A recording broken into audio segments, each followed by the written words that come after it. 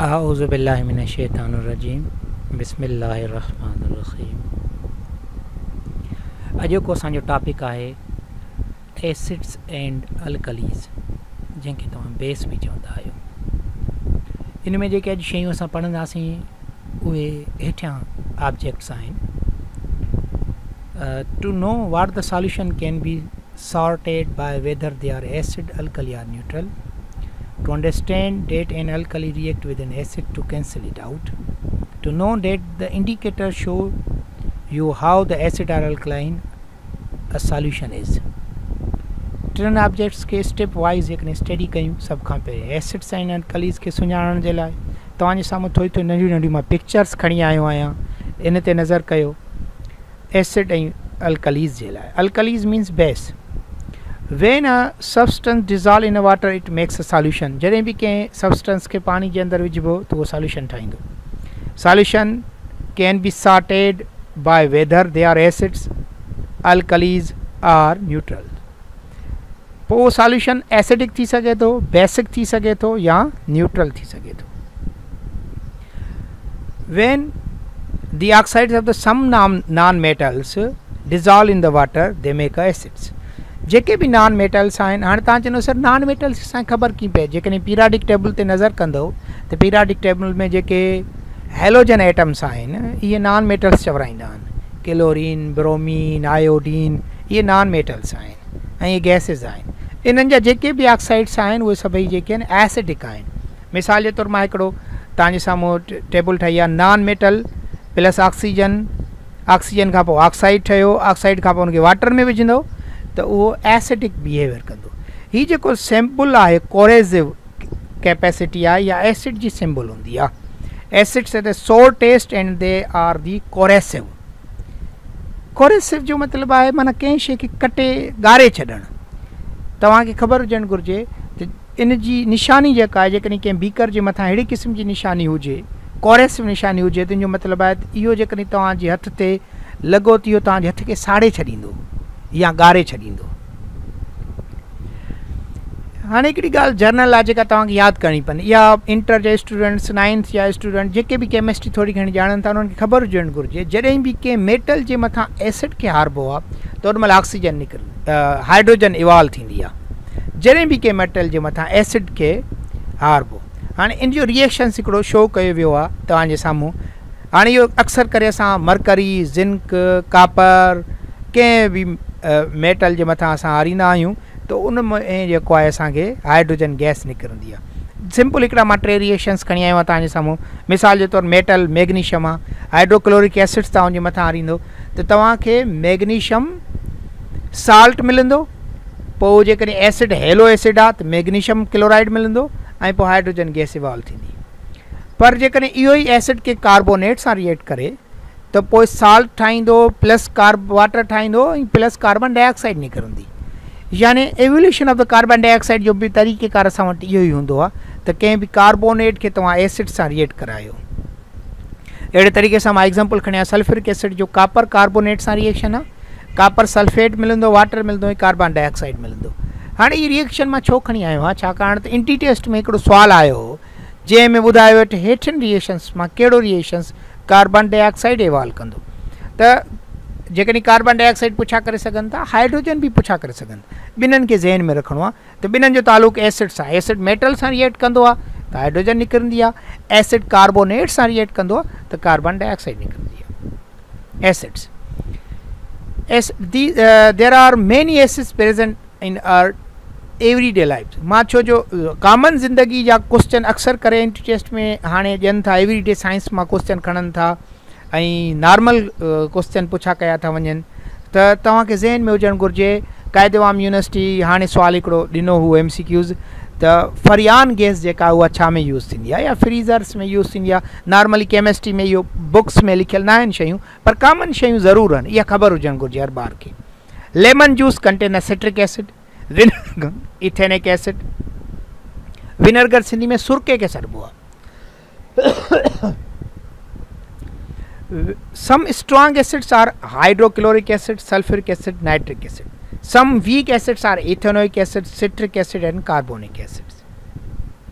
Neutralisation छा acid and alkali react with each other the alkalis cancels out the acid in the reaction this is called neutralisation neutralisation जे result में हमेशा salt ऐं water ठहंदा आहिनि हाँ salt जेकॾहिं न्यूट्रल आहे इहा सॾिबी आहे कंप्लीट न्यूट्रलाइजेशन या रियल न्यूट्रलाइजेशन बाक़ी जेकॾहिं एसिडिक साल्ट थो ठहे या बेसिक साल्ट थो चए त हिनखे हाफ न्यूट्रलाइजेशन बि सॾिबो आहे तंहिंजे करे हिकिड़ी ॻाल्हि यादि रखिजो न्यूट्रलाइजेशन में हमेशा साल्ट ऐं वाटर ज़रूरु ठहंदो आहे ऐं इहो तॾहिं थींदो आहे जॾहिं एसिड ऐं बेस पाण में रिएक्ट कंदा आहिनि ऐं पोइ साल्ट ऐं वाटर ठाहींदा आहिनि salt the salt made depend on acid and alkali used The salt contains the metal atom from the alkali and the part of acid molecule.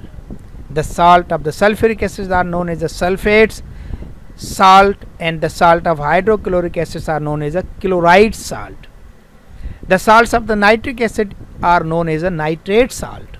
And ये salt sulfate salt आहिनि chloride salts आहिनि जंहिंखे halo salt सॾिबो आहे ऐं nitrate salts आहिनि many everyday substances are alkalis. They feel soapy, they are corrosive. When the oxides of the some metals dissolve in the water, they make an alkali solution. Alkali react with the acid and neutralize them. आम जिंदगी में ये शयूं तव्हांखे नज़र अचनि थियूं alkalis are present in many cleaning substances and used in our homes. Kitchen cleaners are alkaline because they contain the ammonia or sodium hydroxide which attack the grease. Calcium hydroxide and sodium hydroxides are strong alkali. The most recognizable and common weak alkalis is the ammonia.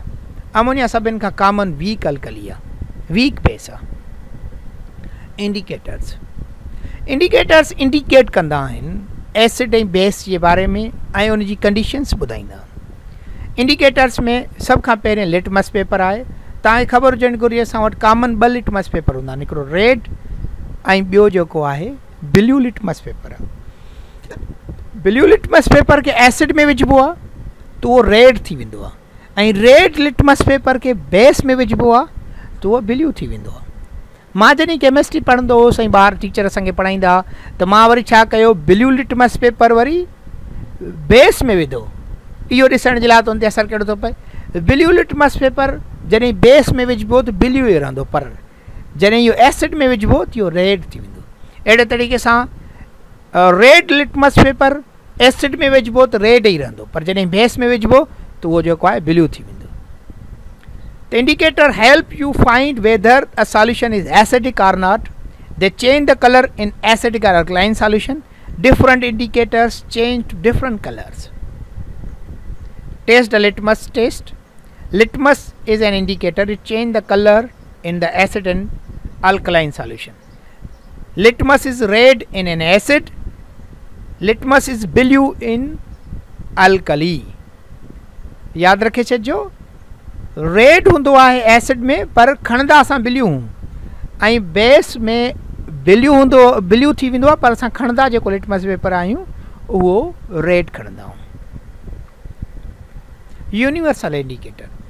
Universal indicator में colour change सां अंदाज़ो लॻाईंदा आहियूं मिसाल जे तौरु तव्हांजे साम्हूं आहे universal indicator changes the colour in the acid and alkalis इन मां pH जी ख़बर पवंदी आहे मिसाल जे तौरु तव्हां ॾिसो न्यूट्रल जेको कलर आहे उहो लाइट ग्रीन कलर हूंदो आहे हिन जो इहो न्यूट्रल कलर आहे ऐं इन पासे वेंदा आहियूं डार्क थींदो ईंदो आहे इन पासे वेंदा आहियूं डार्क रेड थींदो ईंदो आहे अहिड़े तरीक़े सां हिन जा कलर्स चेंज थियण सां असां अंदाज़ो लॻाईंदा आहियूं त इन जी pH केतिरी आहे its colour shows the strength of acid or alkali pH meter तव्हांजे साम्हूं आहे न्यूट्रल जो pH 7 आहे ऐं अल्कली जो pH 8 to 14 हूंदो आहे ऐं एसिड जो pH 6 to 1 हूंदो आहे हिकिड़ो कॉमन एग्ज़ाम्पल मां तव्हांजे साम्हूं खणी थो अचां असांजे घरनि में अक्सर करे माखी ॾंग थी हणे कंहिं माण्हू खे खखर ॾंग थी हणे कंहिं माण्हू खे त पोइ छा इहो ॾंग एसिडिक आहे बेसिक आहे पोइ छा कजे मां उनजे लाइ सिंपल हिकिड़ी तव्हांजे लाइ कॉमन शइ खणी आयो आहियां मुंहिंजे ख़्याल में तव्हांखे पसंदि बि ईंदी त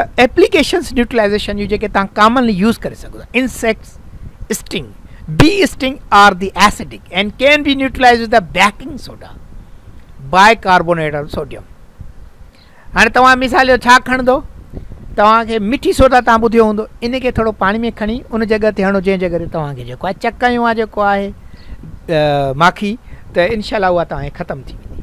बेकिंग सोडा। वेप्स stings are the alkaline and can be neutralise with the vinegar. Vinegar सुरके खे सॾिबो आहे। Ingestion. Our stomach carries around the hydrochloric acid, too much of this leads to indigestion. To cure indigestion, you can neutralize the excess of acid with baking soda or specialized in the indigestion tablets. Indigestion जा खोड़ सारा सबब थी सघनि था, माण्हुनि खे तकलीफ़ थी, एसिडिक मुंहिंजी जलन थी थिए सीने में पई, उन्हनि जे लाइ जेको आहे माण्हू कुझु क़िस्म जूं जेके आहिनि माना शयूं वठंदा, उन्हनि में इंडाइजेशन टेबलेट्स थींदियूं आहिनि, उन्हनि खे यूज़ करे सघो था। ऐं मां उनजो एग्ज़ाम्पल खयो आहे, मच्छी जेकॾहिं खाइजे थी तव्हांजे सीने में वधीक जलन थिए थी। सॉइल ट्रीटमेंट जंहिंजे ज़हन में हुजणु घुरिजे, असां वटि अक्सर करे जेको आहे बेसिक साल्ट आहे, बेसिक सॉइल आहे, पर जेके नादर एरियाज़ में आहिनि उन्हनि में वरी एसिडिक सॉइल हूंदी आहे। जेकॾहिं कंहिं माण्हू खे सॉइल जो प्रॉब्लम आहे ऐं पंहिंजी सॉइल खे खणी pH मीटर जे ज़रिए चेक करे, जेकॾहिं एसिडिक आहे त पोइ उनखे कीअं ट्रीट करे, मां तव्हांजे साम्हूं ट्रीटमेंट लिखी आहे। When the soils are too acidic, often as a result of acidic rain, they can be treated with a slacked lime, chalk or quicked lime. All alkalis, plants and crop grow best in the neutral salt. Neutral salt में ये तमाम सुठे तरीक़े सां कंदा आहिनि। हिकिड़ी ॻाल्हि तव्हांखे ज़हन में रखणी आहे, उहा कहिड़ी आहे, कंहिं पॉइंट ते तव्हांखे का शइ सम्झ में नथी अचे या सिखण था चाहियो त पोइ तव्हां यूट्यूब जे इन वीडियो खे रोके करे उन स्लाइड खे सही तरीक़े सां पढ़ो, पंहिंजे बुक ते लिखो, पोइ अॻिते हलो। हाणे एसिड बेस कॉन्सेप्ट आहिनि, टे साइंटिस्ट आहिनि, मां टई खणी आयो आहियां। वेरी सिंपल ऐं सादे तरीक़े सां तव्हांखे यादि कराए सघंदो, का परेशानी जी ॻाल्हि कान्हे, का वेरी ईज़ी आहे। नेम ऑफ साइंटिस्ट आहे, उन छा चयो एसिड जे बारे में, बेस जे बारे में। सभ खां पहिरीं आर्नेस थ्योरी आहे। आर्नेस थ्योरी अक्वस सॉल्यूशन में अप्लाई थींदी आहे। उन छा चयो एसिड जे बारे में, acid is the proton donor. बस माना अक्वस सॉल्यूशन में एसिड प्रोटॉन ॾींदो आहे। बेस हाइड्रो ऑक्साइड डोनर, यानी अक्वस सॉल्यूशन में हाइड्रो ऑक्साइड ॾींदो आहे बेस। इहो केरु थो चए, आर्नेस थो चए। ब्रांस्टेड एंड लारे ब्रांस्टेड एंड लारे ॿ साइंटिस्ट आहिनि, उन्हनि कलेक्टिव हिकिड़ी थ्योरी ॾिनी आहे त एसिड जेको आहे उहो अक्वस सॉल्यूशन में त प्रोटॉन ॾींदो आहे, पर बेस जेको आहे उहो वरी प्रोटॉन एक्सेप्ट कंदो आहे। इहो ब्रांस्टेड एंड लारे चयो आहे। जीअं लुइस जो जेको कॉन्सेप्ट आहे उहो प्रोटॉन जो न आहे, उहो इलेक्ट्रॉननि जो आहे।